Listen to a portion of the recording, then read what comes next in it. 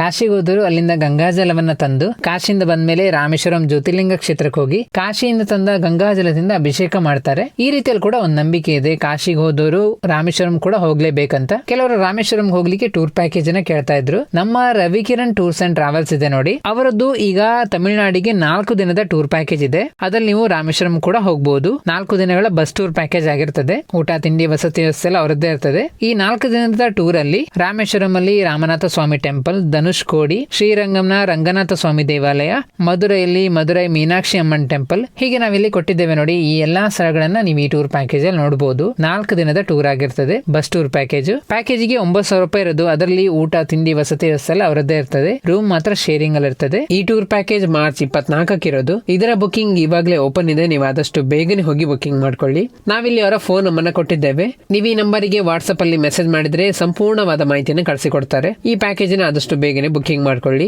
ಈ ವಿಡಿಯೋನ ನಿಮ್ಮ ಸ್ನೇಹಿತರಿಗೆಲ್ಲ ಶೇರ್ ಮಾಡಿ, ಅವರಿಗೆ ಕೂಡ ಸಹಾಯ ಆಗ್ಬಹುದು. ನಮ್ಮ ಪೇಜ್ ನ ಫಾಲೋ ಮಾಡೋದು ಮರಿಬೇಡಿ.